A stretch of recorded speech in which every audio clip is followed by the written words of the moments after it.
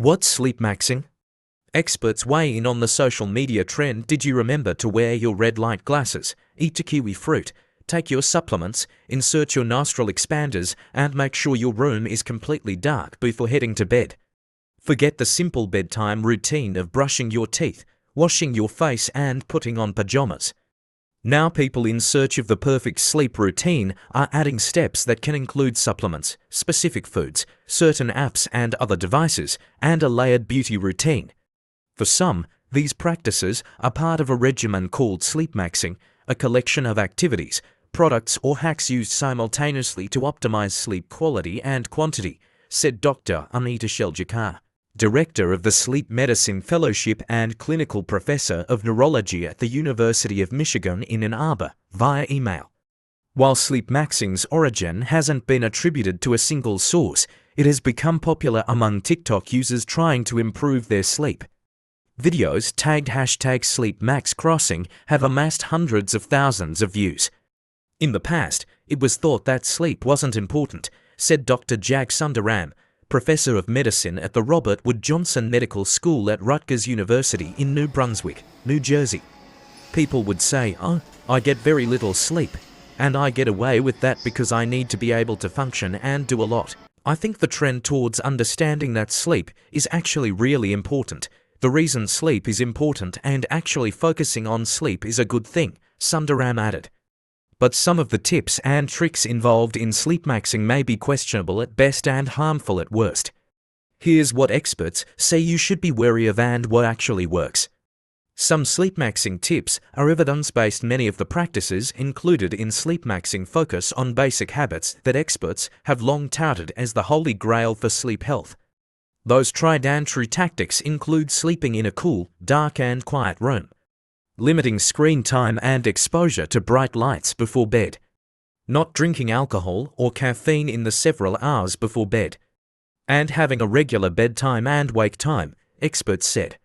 The cool temperature, which should be anywhere between 60 and 67 degrees Fahrenheit between 15.6 and 19.4 degrees Celsius, is conducive to the natural cooldown your body does to prepare you for sleep, experts said. Blue light from screens and other sources can keep your brain awake and interfere with the production of melatonin, the sleep hormone. And alcohol can cause restless sleep throughout the night. Having a regular bedtime helps your body know when it's time for shut-eye, making falling asleep easier, experts said. Other hacks may or may not work. Many sleep maxers turn to sleep tracking apps, which can be helpful for monitoring the various factors that support or harm your rest, experts said. But users should be careful to not get obsessed with constantly checking the app and letting its feedback negatively influence your perspective on your upcoming sleep before it happens, said Dr. Rafael Pelar, a clinical professor in the sleep medicine division at Stanford University. Whether some apps are accurate enough in reflecting what's truly happening during your sleep is also questionable, Sundaram said. Some people are also fans of weighted blankets, and there is some evidence supporting their use for improved sleep and feeling more rested while awake, experts said. Weighted blankets can be reassuring for people who like feeling cocooned while sleeping, Paleo said. That pressure may even lead the body to secrete a little extra oxytocin, the love hormone humans produce when cuddling. Feeling relaxed reduces the stress hormone cortisol, which can interrupt sleep. Red light exposure is another staple in some sleep maxing routines, but only a few studies have found an association with improved sleep and serum melatonin levels. Others discovered red light still induced alertness during sleep, and the light's lesser tendency to suppress melatonin when compared with blue light has likely been conflated with improving sleep, experts told CNN in a previous story. Do you need supplements or snacks? Taking supplements is also common in sleep maxing, particularly using melatonin and magnesium. But for most people it's not necessary, and consistently taking these supplements to alleviate issues with falling asleep could be masking a sleep disorder in need of assessment by a professional, experts said. Additionally, some medical conditions can worsen with magnesium supplement use, Sheljakar said. Another thing some sleep maxers are consuming is 1 or 2 kiwi before bed. It turns out that kiwis have antioxidants and serotonin precursors, which some studies suggest may support sleep, Sheljakar said. Some hacks can cover up serious sleep issues. Some sleepmaxers have also turned to mouth taping to stop mouth breathing, which has been linked with snoring, thirst, dry mouth, bad breath, and over time, gum disease and malocclusion, a condition in which the upper and lower teeth don't align.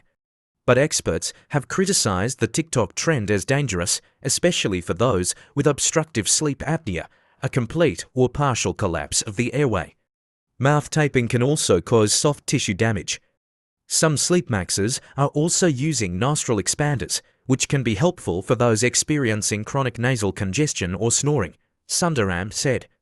But if someone feels that difficulty with nasal breathing is impacting their sleep, they should talk with their healthcare professional, Shiljikar said via email.